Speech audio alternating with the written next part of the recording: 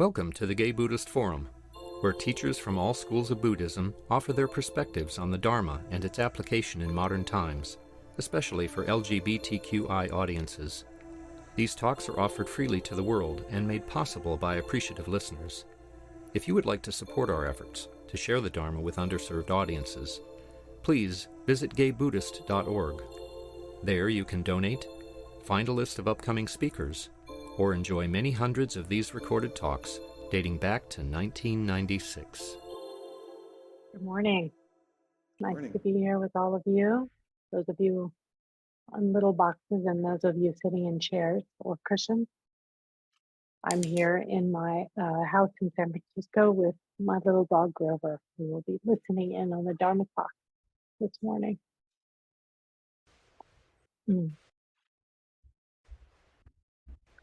So I wanted to share some reflections about what it means to engage in a spiritual life. What does it mean to walk a spiritual path? And this has been up for me in my own reflection, in large part in response to looking out at the world and seeing enormous divisiveness and churn and difficulty and isms and war and so on. And I think for many of us, we come to spiritual life, to spiritual practice, often from a place of suffering. It may be physical suffering or emotional or mental or relational or existential suffering, that we discover that the way that we've been engaging in what we might call regular life either is creating some difficulty, some distress, or even in the best case scenario, when things are going really well, is somehow missing something. That even when things are running along relatively smoothly, we may find that there's something missing, that there's a sense of depth, of meaning, of purpose, of something like that. So sometimes it's described that what we would call the regular world, the material world, the capitalist world that we are engaged in is a path in which we are riding across the surfaces of things, that we are moving in a horizontal plane, that our energy, our effort is all about getting from here to there. And that is propelled by a feeling of wanting something. Sometimes wanting or desire, which is the second noble truth of grasping. It's given that it's a bad rap, right? And I don't know that wanting is actually so bad, but the problem is that we're looking in the wrong direction. Right? That no matter how fast we go, no matter how accomplished we become, no matter how many shiny objects we accumulate in our lives, it doesn't actually fill the real yearning that we have as human beings, which is a yearning to be ourselves, to be seen, to be loved, to connect with our own hearts, with other people, with the planet. And what we see all around us is in many ways the opposite, right? We see so much division, divisiveness, hurt, harm, like that. So when we come to spiritual life, if you're anything like me, you think, oh, I'm going to get something. I'm going to become somebody different, or I'm going to get from here to there. And this is just bringing our normal kind of material mind into our spiritual life. And actually, I think that what spiritual life does is it doesn't give us something. It transforms our thinking.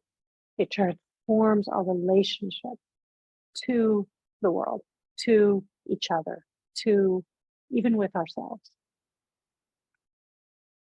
So that instead of getting from point A to B, instead of getting from here to there, our practice is just about being here.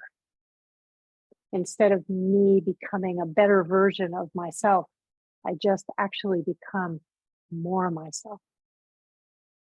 That there's a way in which we are confused when we enter a spiritual path and thinking we're going to get something. And actually, all of spiritual life is about letting go, about really being stripped away. I always have the image that comes up when I talk about this of, Michelangelo and the block of stone. And it's like that in spiritual life. It's not that we get something. It's not that we become something bigger or better. It's that spiritual life chisels us away until what's left is just this kind of purity, this essential essence of who we are that is itself not encumbered.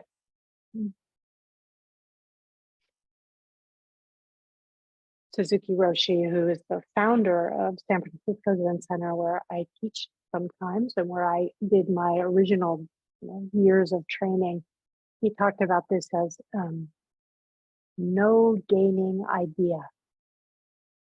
That the idea in our practice is that we should have no gaining idea. And if you don't have a gaining idea, which most of us do, then what happens is we keep getting thrown back. That instead of moving horizontally, we're asked to drop vertically. And Dogen Zenji, who is the founder of Soto Zen, who was Suzuki Roshi's teacher.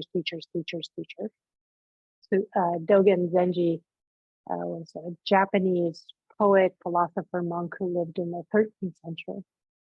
And he has this beautiful phrase that has been stirring in me. He says, realization. By realization, he means basically waking up, having some insight. Realization is effort without desire. So what this means is realization is our full and wholehearted engagement here. It's our full and wholehearted engagement without trying to get someplace else, without the desire, without grasping. And of course, in Buddhist teaching, grasping is one side and aversion is the other. These are two sides of a coin.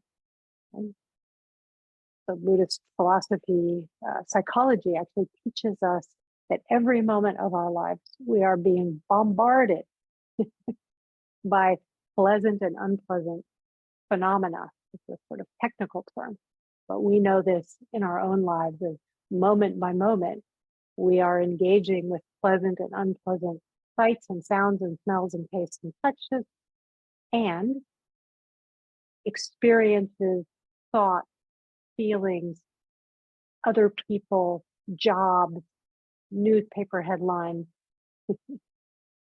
and our usual strategy.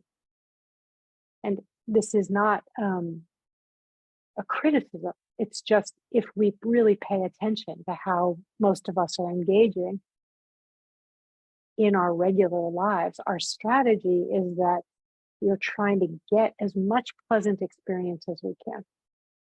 Pleasant, I like it, I want it, grab on. And we're trying to get away from as much unpleasant experience as we can. Unpleasant, I don't like it, I don't want it. Push away. And we imagine this is at the heart of grasping and aversion, which are two of what are called the three poisons. And by poisons, it just means the energies that cause the mind to be in a state of churn, right? So grasping and aversion, but at the center of grasping and aversion is delusion or confusion. So the reason that we're grasping and averting, avoiding, pushing away all the time is because we have this often unexamined idea that if only I could, simply put, grasp and push away enough, better, faster, stronger, more, then fill in the blank. Then I would be happy. Then I would be at peace. Then people would like me. Then this is what an old teacher of mine used to call, we have this delusion of often unconscious in our minds of the island where it all works out. So we're carrying this fantasy in our mind that somewhere there's this place, probably not an actual physical place, but there's a state of being in which we're no longer being bombarded, or we're no longer being bothered by the pleasant and unpleasant and grasping and so on. And we imagine when we come to spiritual practice that now I have the solution. I'm going to just meditate, and now I'll find the island. And when we don't find the island, then we look for something to blame. Many of us blame ourselves. I'm not working hard enough. I'm not a good enough meditator. I'm not a nice enough person. I'm not, whatever your version of that is, right? Or we find somebody else to blame. If only those people at the Gay Buddhist Fellowship had a longer sitting or a shorter sitting or more frequent sitting or better speakers or better technology or whatever it is, we find something to blame for why it is that we can't find this fantasy island. And all the while, spiritual life is asking us to be here, to find our seat, to find our feet, to find our heart on planet Earth, not on the island. And for many of us, certainly for me, there is some resistance to giving that up, to giving up that fantasy. And yet, that stripping away, while there may be some grief, some loss, some feeling of anxiety perhaps involved, there's also just tremendous relief. Oh. So here's the end of the piece from Dogen. He says, realization is effort without desire. Wholehearted engagement without trying to get somewhere, without trying to be someone, right? And then the rest of his little poem says, clear water all the way to the bottom. A fish swims like a fish. Vast sky, transparent throughout. A bird flies like a bird. And these images, these beautiful images of being at peace in our element, right? The fish gets to be a fish. The bird gets to be a bird. And you get to be you. This is the gift of spiritual life. And if you're anything like me, you may fight this for some time. But no, I want it better. I want the shiny version. I want the better version. I want the one where, my knees don't hurt, or my heart doesn't hurt, or I have more friends, or I make more money, or I am taller or shorter, or whatever it is, right? And finally, bit by bit, we're willing to land. And this is really the heart of our practice. This is what we're practicing when we sit. Can I be here? Can I be here?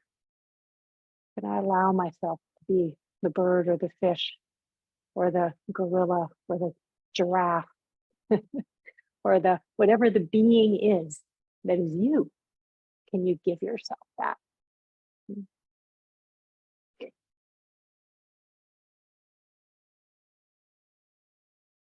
So I thought I would share with you a teaching and a little bit of a story to unpack kind of a description of the unfolding of spiritual life that I was introduced to really somewhere in the very, very beginning of my own kind of spiritual searching. In the very early days when I was in my 20s and came to San Francisco Zen Center. So this is 30 plus years ago. And I heard a talk by a guy named Masao Abe. He's a Japanese philosopher, translator, teacher. And he gave this talk. And I actually don't remember very much of what he said. I do remember the core teaching, which I'm going to share with you. But what I do remember was how I felt. And I remember sitting we were in the dining room at San Francisco Zen Center, and this little man who was speaking very quietly and slowly was unfolding this teaching. And each step I felt like, like a part of the stone in Michelangelo's carving was getting chipped away. And I just was like, I have no idea what this guy's saying, but wow, something was revealed. So I am not going to pretend that I can be him. I'm going to be myself in this, but I wanted to share with you this teaching, and we'll see what's revealed for you. So the teaching comes from an 8th century Zen master. Master is a tricky word these days. I think in its original meaning here, master is not about mastery over. It is about being masterful, right? Being accomplished at something. So this guy in the 8th century, he was a Chan, which is the kind of Buddhism that precedes Zen in China. His name was Qing Yuan. And this is what he said. When I first began to practice, mountains were mountains and waters were waters. After I had practiced for some time, mountains were no longer mountains and waters were no longer waters. After I attained or reached final peak, basically after he woke up, he said, mountains were once again mountains and waters were once again waters. And then he asks the ultimate Zen koan, which is, are they the same? Are the first mountains the same as the third mountains? The third paragraph. And you can watch to see what your mind does with that question. Yes, no, maybe, both, yeah. Right. This is our binary mind. It's always wanting to put things here or there. And again, our practice is this invitation to straddle real life, which doesn't fit into categories, which is alive.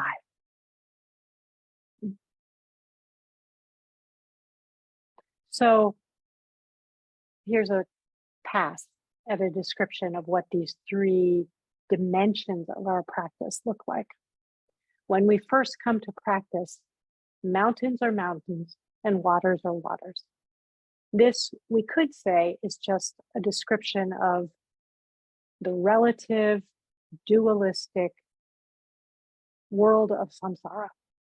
It's the world in which we look out and we see separate, solid, unchanging objects. These are described here as mountains and waters, which could stand for everything. So we're moving through our life and we're bumping up against mountains and waters. Mountains are over there and I'm over here. You're over there and I'm over here. And then we start to notice, as I said, that it's not that satisfying. That if we pay attention, if we look beneath the surface, we begin to feel there's some kind of yearning that we don't want to be so far away from our experience. We're not happy having mountains be over there. We want to feel the mountain that's in here. And so we begin practice. Another way to say this is that we are living in this first set of mountains in a world of concepts. That we're not having a direct experience, we're living in the idea of a mountain. We're living an idea of me, an idea of you, an idea of the world. And that gap between the concept and the direct experience, again, creates a kind of ache in us.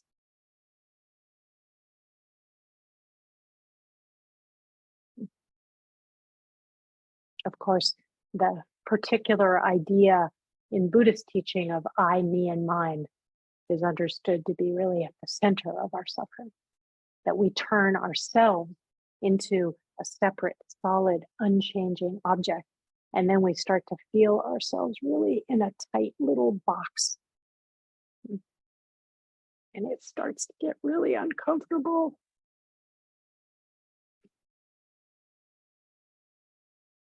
There's a beautiful opening. I may have said this before at a talk at GDF, I'm not sure, but there's a beautiful opening of a book called The Hungry Road by a Nigerian author named Ben Okri.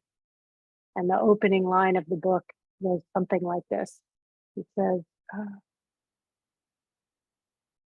in the beginning, there was a river, and then the river was paved over and became a road.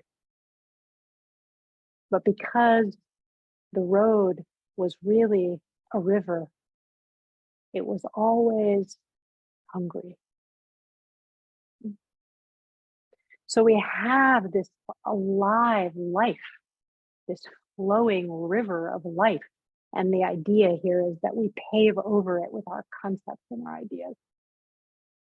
And then, maybe the road that we pave over helps us get from point A to point B much faster. So we become efficient, we become accomplished, we achieve a lot, we can move around, but we're moving from place to place and we notice that we're hungry because we've forgotten the river. We've forgotten that there's a whole world that's a living world, right? So all of this is built into mountains are mountains and waters are waters. Those are the waters that have been paved over, right?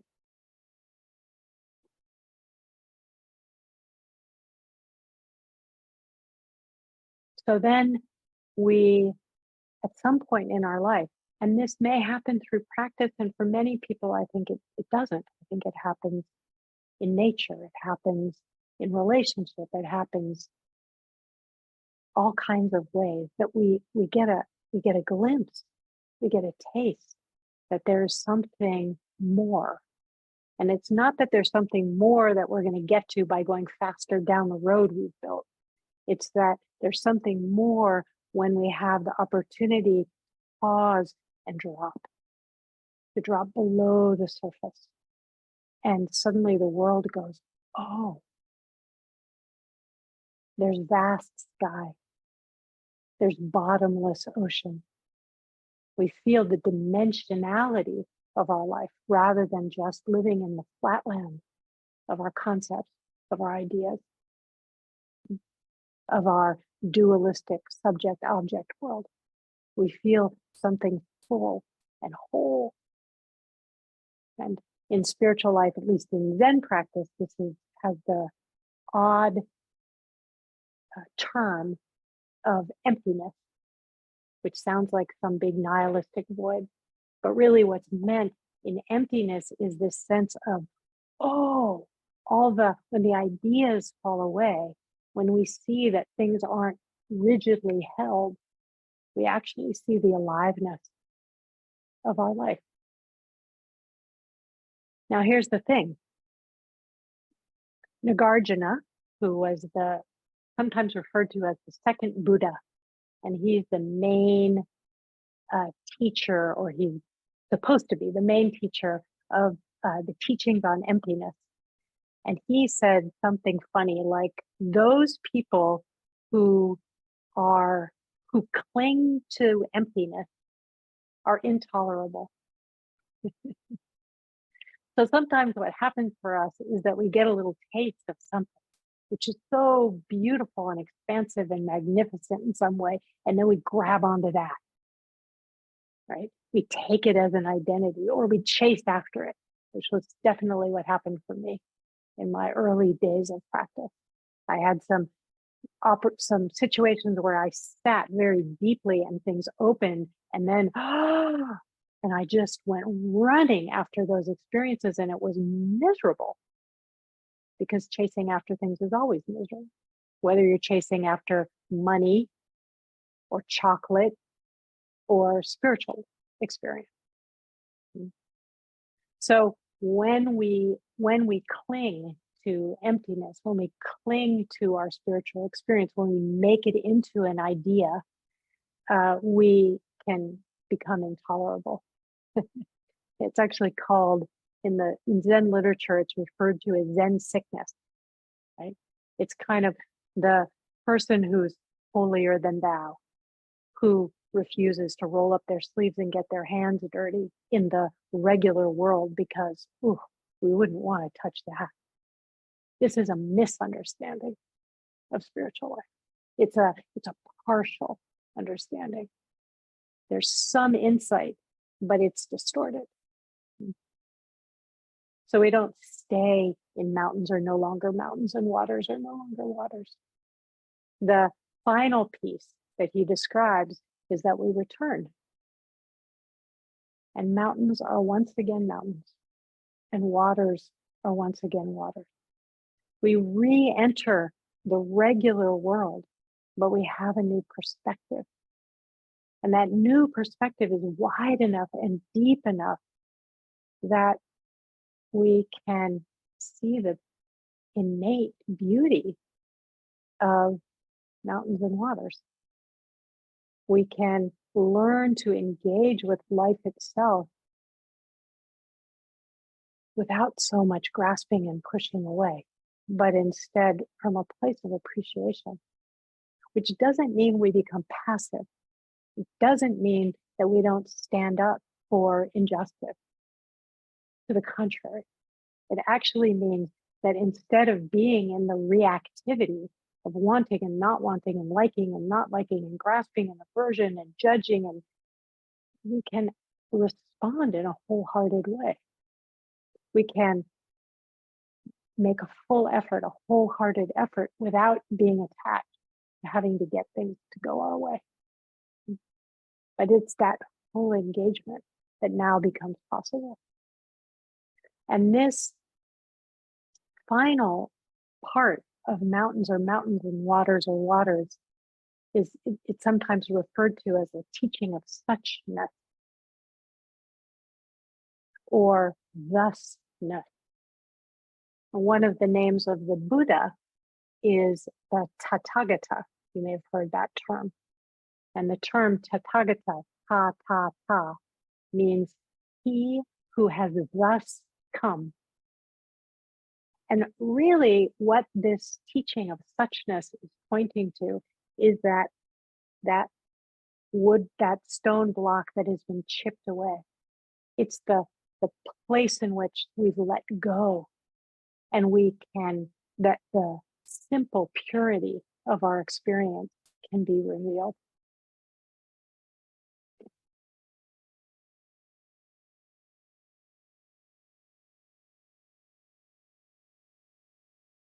It's not an easy thing to describe, but probably most of you have had some experience of that.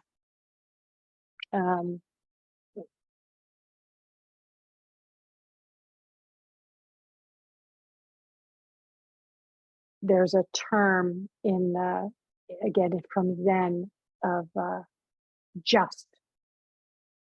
And just means this kind of points to this kind of simple purity. So in Soto Zen, the meditation practice is called shikantaza. And it's often translated as to just sit. And to just sit means to let everything else fall away. It's in this spirit of letting go, this just. We meet our experience right on the mark without piling on. And you know what we pile on. We pile on our ideas and our beliefs and our opinions and our meing and our wanting or voiding. And when that begins to soften up, we can meet each other, we can meet the world in a very different place.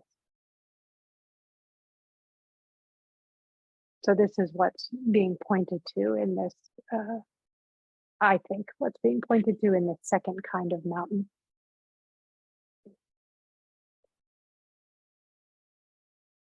I was thinking how we can see this in very mundane ways.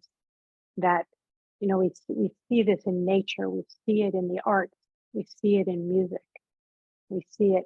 I studied calligraphy for some time, you know, and there's the idea that for a long time when you're learning Chinese calligraphy, you're just making a single stroke. And at some point, that single stroke becomes pure, that all of my ideas about how it's supposed to be, and I'm trying to copy how somebody else did it, and I have opinions and judgments about it, and at some point just, whew. You see this in sports, you see this in, you know, in dance and athletes, that kind of stripped away beauty. And if I were going to give a purely mundane example, I was given tickets on Friday night to go see basketball, and so I was at Chase Center, and I watched the Warriors play the Houston Rockets, and I saw Klay Thompson hit, I think it's 13 3-pointers, right? 3-point shots. And you may or may not care about basketball, but there's something about seeing someone who is so good, you know, watching this guy hit his basketball stroke, which is so pure. It's really a thing of beauty. And that can come, again, it can come in the mundane world of basketball. It can come watching a sunset at the ocean. It can come watching someone on stage, you know, doing a pirouette or running. And it can come for us when we have these moments that all of that gaining idea, all of that wanting to get somewhere falls away, even briefly. And we can just be in this breath. We can just be here, right where we are. So I'm going to pause because we have some time for reflections or questions, anything that you want to ask or say. We'll open the floor for a little bit.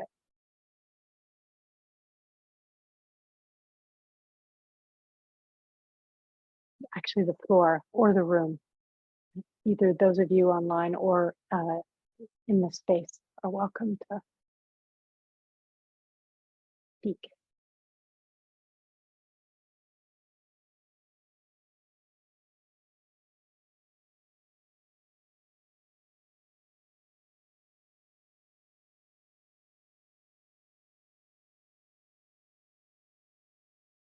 Like Steve. Oh, Chris and then Steve. Okay. Please, Chris. Thanks so much, Pam. You give such juicy talks. You give so much to think about. I wouldn't have understood you at all earlier in practice. It took me years of falling off the cliff to finally go, wow, she's really talking the Dharma. This is hitting close. we have this term in nursing we used to call this sort of Zen sickness. In nursing, we call them the sacred vessels, the nurses that never make a mistake. They always have a clean bed. Their charting is always beautiful. It made me kind of think of that.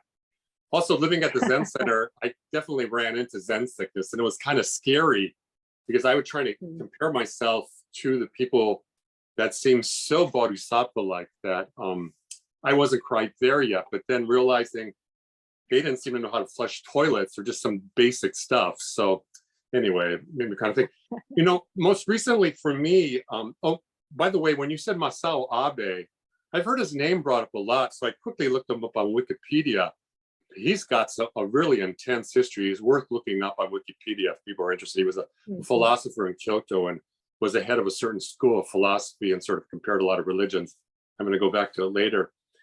Most recently, as my body's falling apart, life seems to be falling apart. My ideas of democracy are falling apart. My idea of war, peace, things like that are falling apart. This idea of letting go, I've always tried to bring it back when I know I'm holding tight, really tight on a concept, tight of what I'm grasping and wanting to get, etc. And then it was sort of losing its punch, the idea of letting go. But now I've been just using, most recently, just letting things fall apart, just letting them fall apart. And I did a lot of improvisational dance when I was young and did a lot of art projects. And I know when you improvise with art, when you improvise with dance or movement, you improvise with your life, the beautiful creative things really will arise. And it's just that ability to see it and let go of that habitual pattern. And this idea of letting go, but in the sense of just letting it fall apart, has kind of really started to help me move through the day when things seem to be getting really tight and etc. So thanks so much for what you brought up. You have gave me a lot to think about. Thanks so much. Thank you. Yeah, I actually, as you were speaking, I was thinking, I've heard another teacher offer this hand gesture as a way of speaking to that. And the idea is, this is pushing away and this is holding on. And what I was describing as letting go is sometimes also referred to as just letting be. And it's just opening the hand. It's a quality of enormous receptivity, which, in your case, you're describing as letting things fall apart, but we're opening to what is without the push away or the grab on. And it's, for me, that gesture is often a helpful way to remind my body, right, of how to do this, because it can be confusing and like, how do I let go, right? But there's a posture in it. And from my perspective, that's a lot of what we're practicing when we do meditation. We're literally taking a posture of receptivity, right? In which we're allowing whatever's here to be here and to be known. And we're watching our reactivity. We're watching our mind grasping and pushing away. And it's fine, it can do that, but it's not the only thing that's happening. We're discovering that deep water, that vast sky for ourselves. That made me think. Thank you. Things that sort of just guilt Franz often teaches like that grasping, or it's like opening the hand of thought. And by doing that, I kind of taken that a little further. I kind of open and think there's like a butterfly there they can watch for a moment. And then and if you grasp it, it'll fly away. But if you just look at it and wait for it to kind of fly away. I spent a number of years in Japan. I taught English and then went back and forth studying Ikebana. And if you go to temples, where you're talking about calligraphy, if you go to temples, some of the bigger temples, there's usually a calligrapher there, and people go by to get a signature from those calligraphers. And if anyone does get a chance to go to the big temples of Japan, it's such a beautiful thing to watch, because these guys are really good. They've got the big old brushes and they do such creative symbols and strokes. It's a beauty to watch them create them. Anyway, thanks so much. Yeah, thank you. Can we ask questions here too? Sure, Peter. Do we just do it, or do I have to be? Hi, Pam. Hi, I can't see you, but I can see the room. Else first, or? Go ahead. Okay, my name's Peter. Hey Pam, I'm not sure if you can see me. I want to kind of tell on myself, I guess. I came over here hoping to see you here today. So I'm at the Buddhist Fellowship that we're having a party here, so you're missing out. But it's great to see you, and I guess what I wanted to talk about more seriously is I feel like I've had trouble, and you're probably sick of hearing these kind of questions. It's about the pandemic, like it's just created, in a way, for me, it's just created more obstacles, I think. At first it felt like, oh, I got all this time to meditate now, when we were sort of hunkered down. But now it's like, I don't know. I am really glad to be here with a group that's practicing, and I find the whole Zoom thing kind of problematic, I guess, So anyway, I really appreciate your teachings, and I think you're the Clay Thompson of Dharma teachers. I will take that as a grand compliment. Thank you, Peter. Yeah, hopefully we'll be The able Clay to. Thompson of the Dharma. Okay, I'll go for it. Yeah, I think Clay good. has a few things to learn about life, but anyway, well, I won't go there. Yeah, So yeah, anyway, it's great to see right. you, and maybe I'll become a regular here at the fellowship on Sunday. Because Wonderful. I Yeah, think I need this. So thanks. yeah. Thank you. I think we have Steve here on my screen.